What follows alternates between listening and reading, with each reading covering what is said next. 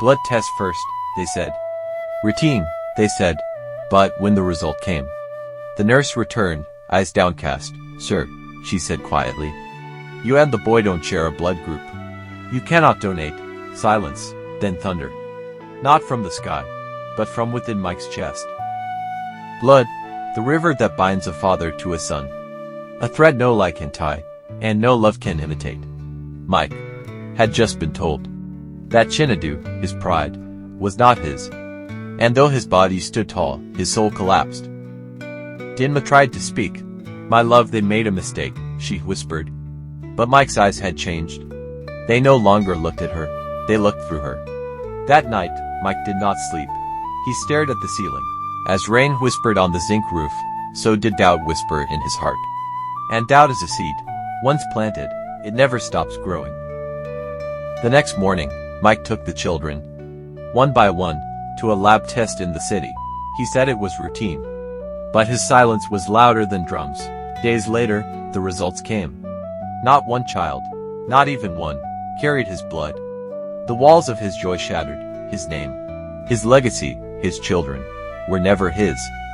Mike returned home, sat in the middle of the compound, and wept, not like a man, but like a wounded child. Dinma came out, holding Samadina. She froze. His tears fell like heavy rain. I gave you everything, Mike said, voice cracking, and you gave me nothing that was mine. She dropped to her knees, begged, confessed. I was afraid to lose you, she said. My family would starve. I did it for them, but some wounds cannot be healed with apologies. Some betrayals, cut too deep to be bandaged. Mike stood up, looked her in the eyes. You did it for them, Mike pointed to the children. Then let them carry your name. Let them bury your shame. He turned and walked away. The whispers had begun, from the neighbors, from the elders, from the walls themselves. How can a man raise another man's children and not know? They said Dinma wore gold, but her womb was cursed. They said Mike built a house, but another man planted trees in it. Shame is not always loud. Sometimes it walks barefoot, quiet, but heavy. And now it lived with Dinma. Everywhere she went, she carried it. Like a scar the rain could not wash away. Truth delayed is truth multiplied in pain.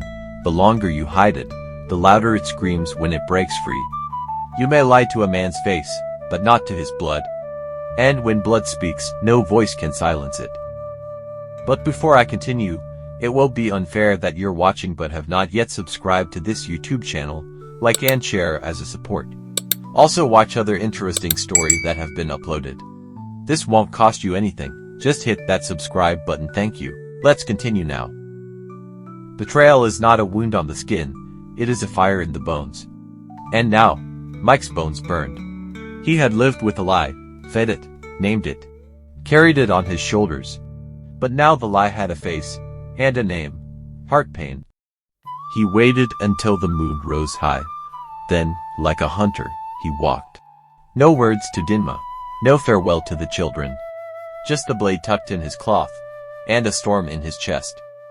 He reached the private hospital. The one he paid for, the one that housed his shame. Dr. Nneka sat inside, laughing with nurses, wearing his white coat, but his hands were stained. When Mike entered, silence felt like rain. I want to speak with the doctor, Mike said. Alone, they entered the consultation room. Door closed, window shut, no more lies could escape. Mike pulled the test results from his wrapper, placed them on the table, and waited. Nneka looked once, twice, then swallowed like who just took a pill. That was all the confession Mike needed. You knew? Mike said. Yes. Nneka replied. And you decided to touch what wasn't yours? She came willingly. Nneka replied. Wrong words.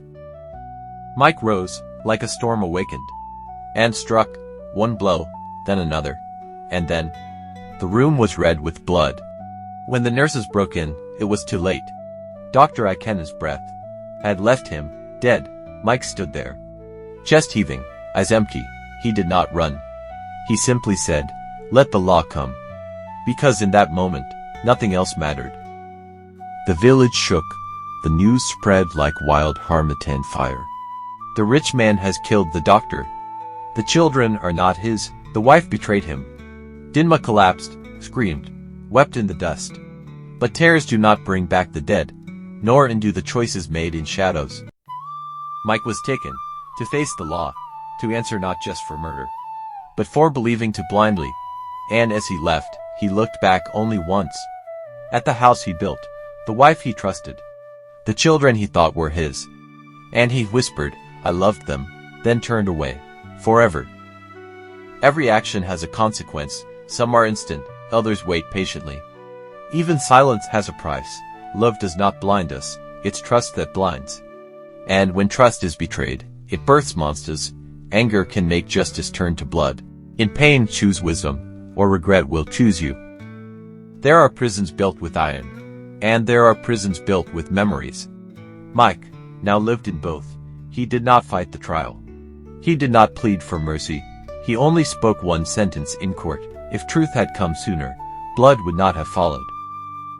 The judge sentenced him, not to death, but to time. Years behind bars, years of silence, years to reflect on what was, and what will never be, back in the village. The compound was quiet again, but not peaceful.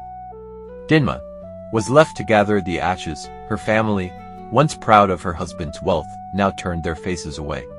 The villagers called her the woman of secrets. The children were no longer greeted with smiles. Their laughter faded, their joy replaced with shame. Because a secret, when it is uncovered, burns more than it hides.